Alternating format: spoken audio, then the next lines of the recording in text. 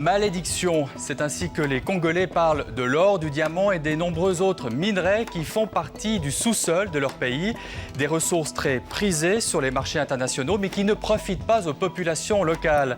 Comment se fait-il qu'un pays aussi riche en minéraux et en pétrole fasse partie des nations les plus pauvres de la planète? C'est la question posée par Pain pour le prochain, Action de Carême et Être partenaire dans le cadre de la campagne écuménique de Carême 2011. Vous regardez Faut pas croire, bonjour et bienvenue à vous. Les Suisses changent en moyenne tous les 8 mois de téléphone portable. Ceux-ci se composent d'une soixantaine de matières premières, comme le cobalt présent dans les batteries. La moitié du cobalt provient du Congo. Ce pays possède l'un des sous-sols les plus riches du monde avec un millier de substances minérales. Pétrole, or, diamant, cuivre, cobalt et coltan. Ces derniers sont indispensables à la fabrication des ordinateurs et autres appareils électroniques. Mais la population ne profite pas du commerce des minéraux, rentable surtout pour les investisseurs privés. Elle souffre par ailleurs des séquelles de la guerre, qui a fait plus de 5 millions de victimes ces dernières années. Le pays est ravagé, il manque d'infrastructures, de routes, d'écoles et d'hôpitaux. L'Action de Carême et Pain pour le prochain ont réalisé une enquête en Suisse et au Congo sur les activités de la société Glencore basée dans le canton de Zoug. C'est l'un des grands négociants de matières premières dans le monde. L'une de ses filiales possède dans la province du Katanga 6 gisements de cuivre et de cobalt. L'enquête critique notamment les conditions de travail. Elle accuse la société d'acheter du minerai à des mineurs artisanaux via des intermédiaires. Le travail est très dangereux dans les mines artisanales. Les hommes creusent des tunnels presque à main nue, sans équipement de sécurité, et le travail des enfants est monnaie courante. Glencore réfute toutes ces accusations. La société affirme ne pas avoir de lien avec les mineurs artisanaux et prendre très au sérieux la sécurité de ses employés. De manière générale, elle assure se conformer aux lois en vigueur au Congo.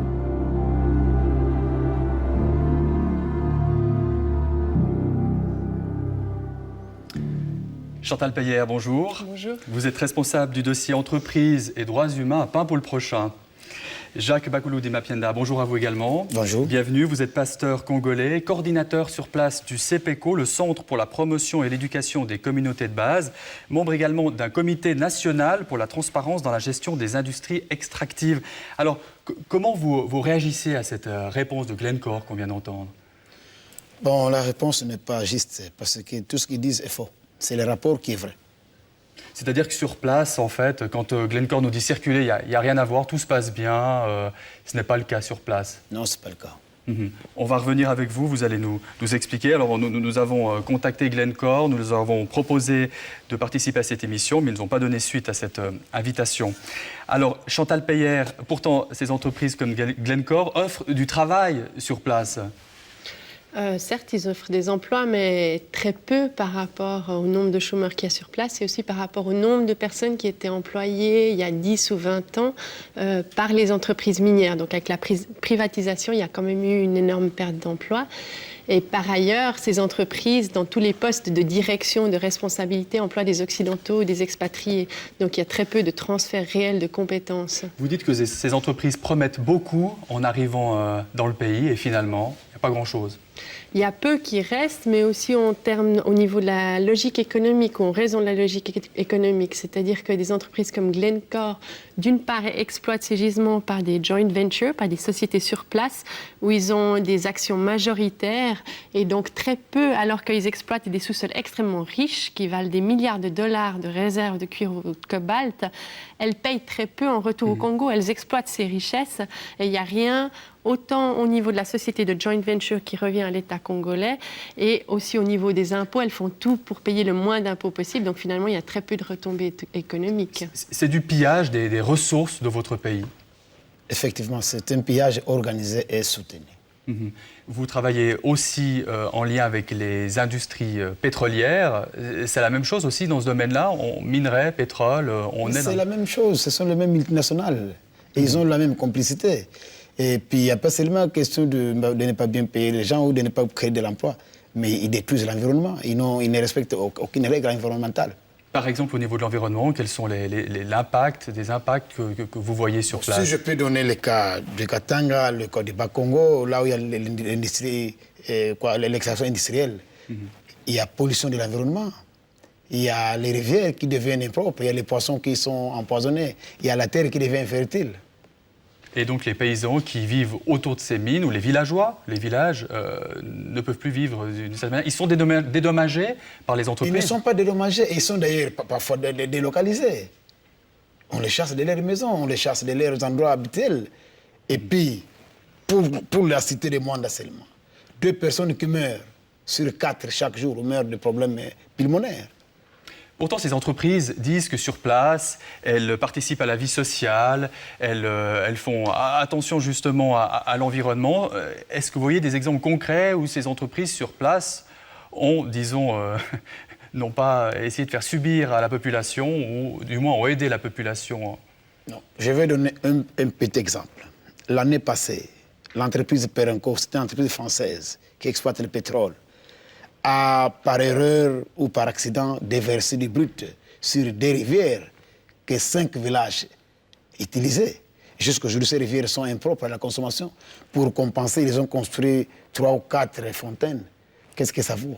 Donc ils ne réparent pas les dégâts causés sur place. Les dégâts ne sont pas réparés. Non. Et en plus, alors, ces richesses ne reviennent pas au pays, vous nous le disiez, hein, les revenus du secteur minier n'ont cessé de diminuer, hein, c'est incroyable, les chiffres, hein, vous avez des chiffres, 70% des revenus au gouvernement il y a quelques années. Oui, dans les années 80-90 et aujourd'hui, enfin en 2006-2007, c'était plus que 7% du revenu du gouvernement congolais, alors qu'une étude de la Banque mondiale montre que ça devrait être plutôt autour des 20%. Donc ça montre extrêmement clairement que les industries minières occidentales qui exploitent ces gisements ne payent pas les impôts qu'ils devraient payer sur le revenu qui est de 25% au Congo. Elles ont toutes sortes de stratégies pour payer le moins d'impôts possible dans ces pays. Elles établissent leur maison mère dans des paradis fiscaux où les impôts sont très bas. Et Glencore est spécialiste dans ce domaine. Là, le gouvernement du pays est aussi en cause, puisqu'il y a des taxes, mais finalement, elles ne sont pas payées. Bon, je peux dire 2 choses pour appuyer Chantal. Le budget national de toute la RDC est inférieur au budget des Zurich. On m'a dit que le budget des Zurich est voisine vers 8 millions, mais le budget de la RDC, c'est moins de 8 millions. Ça, c'est un cas. Ces entreprises signent des contrats qui ne sont pas propres. Parce que le gouvernement est incapable de négocier des bons contrats. Là, c'est aussi une question, et de les faire respecter. Aussi. Bon, est-ce qu'ils les respectent ou non? On ne sait pas, parce que ces contrats sont cachés. C'est comme cela que notre élite, nous, en tant que société civile, dorénavant, il faut que les contrats, d'abord, soient l'objet d'une consultation communautaire ou populaire. Et puis, ces contrats doivent être publiés dans les journaux officiels et même dans les journaux publics. Alors, on a vu les conséquences et l'impact pour les habitants sur place, hein, près de ces mines. Il y a aussi les conditions de travail. Vous avez travaillé là-dessus, notamment certains mineurs, on l'a vu, creusent à main nue. Et là aussi, ces entreprises ne prennent, selon vous, pas leurs responsabilités. Oui, alors au niveau des droits humains, droits du travail, il y a 2 types de problèmes. Il y a les mines artisanales qu'on a vues dans le film d'introduction. Selon notre enquête, la filiale de Glencore achèterait aussi des minerais de ces mines artisanales, même s'ils le nient, où les conditions de travail sont précaires, il y a du travail des enfants. Et surtout, ce qui est extrêmement grave, c'est qu'au moment où ils veulent récupérer ces mines pour les exploiter de manière industrielle, elles chassent par le biais de la police les mineurs. Et sur certaines des terres qui appartiennent à la filiale de Glencore, il y aurait eu des blessés graves, voire même, selon certaines sources, des morts, parce que la police aurait tiré à balles réelles pour les chasser. Donc là, il y a des questions de droits humains extrêmement graves qui se posent. Et l'autre aspect, c'est dans les mines industrielles qui appartiennent à la filiale de Glencore. Et là, on a aussi trouvé différents problèmes de droit du travail, notamment un manque de mesures de sécurité pour les mineurs, un manque de prévention en matière de sécurité. Il n'y a pas grand-chose, hein. On a vu les images sur place au niveau de la sécurité. Tout à fait. Voilà. On en parle au début de l'émission, malédiction, hein, pour certains Congolais, toutes ces richesses dans leur sous-sol. Pour vous, hein, ce n'est pas une malédiction, puisque vous travaillez, vous avez déjà fait des choses sur place. Alors qu'est-ce que vous pouvez faire en République démocratique du Congo pour lutter contre cela? Bon, moi, je m'insurge contre ce terme malédiction. Je parle plutôt d'un paradoxe. Pour résoudre le problème, D'abord, au niveau de l'État. Nous allons continuer à combattre, à lutter pour que l'État puisse produire une loi qui obligerait ces entreprises, qu'en venant, une entreprise qui vient exploiter commence par installer une entreprise de transformation. Que la transformation, ce n'est pas sur place. La transformation de la matière première sur place. Oui, on doit arrêter l'exportation de matières brutes et déconcentrées. Parce que pour l'instant, on vient chercher la matière brute. Ils cherchent la matière et on ça sort monte. du pays. Ça, c'est faux. Nous voulons que l'État puisse arriver à nous comprendre pour que chaque entreprise qui vient exploiter installe une entreprise de transformation. Qu'on puisse vendre des produits ou exporter des produits finis. Ça va donner du travail à la population. L'État va gagner et la population va aussi gagner. Ça, c'est notre première lutte. La deuxième lutte, que les entreprises, ou bien que nos différents gouvernements, parce que le problème, c'est quoi? Que ce soit chez nous en Afrique, ou en Europe, aux États-Unis, n'importe où, l'État est impuissant. Nos différents États ou gouvernements sont impuissants devant les multinationales. C'est la question que je veux vous poser, justement. C'est David contre Goliath. Ici, depuis la Suisse, est-ce qu'on peut aussi faire quelque chose face à ces énormes entreprises qui brassent des milliards, hein? Oui, bien sûr, c'est une question de volonté politique et peut-être d'évolution des mentalités. C'est que la Suisse a aussi une responsabilité pour encadrer des entreprises comme Glencore. Il y en a de plus en plus des multinationales qui ont leur siège en Suisse. Est basée à Zug. Est basée à Zug.